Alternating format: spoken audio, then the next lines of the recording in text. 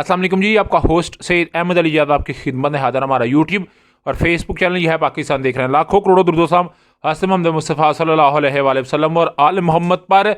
आज जी 1 जनवरी बरोज़ सोमवार, और मैंने आपको कल ही बता दिया था कि ये हफ़्ता बड़ा अहम तरीन हफ़्ता होगा, क्योंकि आप जानते हैं कि जिस तरह जितनी स्पीड से कागजात नामजदगी मुस्तरद होते हैं, पंजाब से खसूसी तौर के ऊपर, सिंध से भी हुए हैं, KPK से भी हुए हैं, बलूचिस्तान से भी डेफिनेटली कुछ केसेस सामने हैं, मगर पंजाब में सबसे ज़्यादा हुए हैं। तो लाहौर हाई कोर्ट में ये 9 एपिलेट जो है वो बना दिए गए हैं। 9 जजेस बैठेंगे, जस्टिस साहिबान बैठेंगे, डेफिनेटली वो ये अपीलों को सुनेंगे आज, कल और 3 जनवरी यानी कि बुध तक तमाम दरखास्तें दायर की जाएंगी। और उसके बाद डेफिनेटली 10 जनवरी तक 6 दिन जो है इसके ऊपर, इसकी बल्कि 9 दिन इसकी या 7 दिन इसकी तकरीबन स्क्रूटनी होएगी, और उसके बाद 10 जनवरी को फाइनल होगा और 13 जनवरी को इंतखाबी निशान जो है वो अलाट कर दिए जाएंगे। मगर आज तहरीक इंसाफ के लोग गए मुत जगह के ऊपर, ये बात सामने आई जी कि पुलिस हमें ज़दोकोब कर रही है, लोग उठाए भी गए हैं, मामला को देखा गया, मगर उस तरह की एक जो है वो ट्रेंडिंग नहीं देखा गया जिस तरह का जो है तईद कुनिंदा तकीद कुनिंदा को उठाने का मरहला था। मगर यहाँ पे मैं एक मेरिट की बात करूँगा। देखें,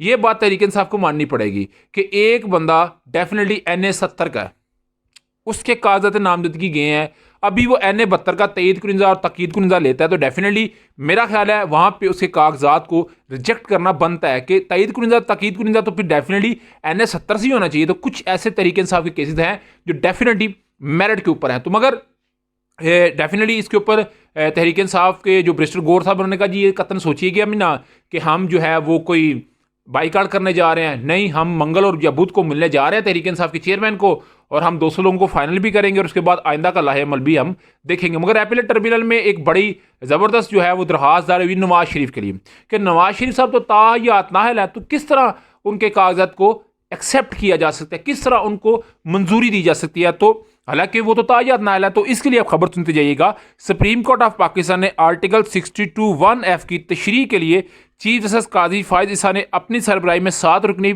लार्जर बेंच तश्कील दे दी। 7 रुकनी बेंच कल 2 जनवरी को तायात नाहली की मुद्दत के हवाले से हतमी फैसला करेगा। डेफिनेटली हो भी जाएगा। हुकूमत ने कानून साजी के जरिए 62(1)(f)(1) में नाली की मुद्दत 5 साल मुकर्रर की थी। बेंच में justice Mansoor Ali Shah, justice Yahya Faridi, justice Aminuddin Khan, justice Jamal Khan Mandokhail, justice Mohammad Ali Mazhar और जस्टिस मसरत हलाली साहबा इसके अंदर शामिल है। तो डेफिनेटली कल नवाशी साहब को इसमें रिलीफ तो मिल जाएगा, मगर जो है वो आज दरखास्त दायर हुई है। तो इसी के साथ साथ अगर मैं बताऊं तो जो शबाशी साहब है उनकी भी तलबी हुई है, क्योंकि वो आप जानते हैं 16 माह पाकिस्तान के वज़ीर आज़म रहे हैं, इससे पहले वो वज़ीर आला थे। और 2019 में एक होता है फैदाबाद धरना, बल्कि 2019 में तो उसके ऊपर फैसला आता है ना, इससे पहले जब नून लीग की गवर्नमेंट थी तकरीबन 17 के अंदर वो फैदाबाद धरना होता है। उस धरने के अंदर एहसन इकबाल साहब जो उस वक्त के वज़ीर दाखिला है उनको तलब कर लिया गया। उस वक्त के वज़ीर आज़म शाहिद हक खान अब्बासी को तलब कर लिया, जनरल फैज़ मीर साहब को कमीशन ने तलब कर लिया। इससे बढ़ के शहबाज शरीफ साहब को तलब किया गया है एज ए वज़ीर आला कि जनाब आप ये बताएं कि किस तरह पंजाब से काफिले निकल के इस्लामाबाद आते हैं और किस तरह ये सारा मामला होता है। तो डेफिनेटली उन्हें इसके सामने पेश होना पड़ेगा, पेश होके सब कुछ बताना पड़ेगा। मेरा हाल अगर वो इसमें नाकाम होते हैं तो फिर बहुत सारा मसला जो है वो ख़राब भी हो सकता है, और बहुत सारी जो मुझे नज़र आ रहा है मामला ख़राब होते नज़र आ रहे हैं। मगर एक मैं बात बताऊँ, तहरीक इंसाफ के वकला के जो शुएब शाहीन साहब है, जिसके मतलब जो है शेर मरवा साहब भी ये बात कह चुके हैं, हमें कोई बंदा ठीक नहीं, मगर उनकी आज एक नहली देखी गई है।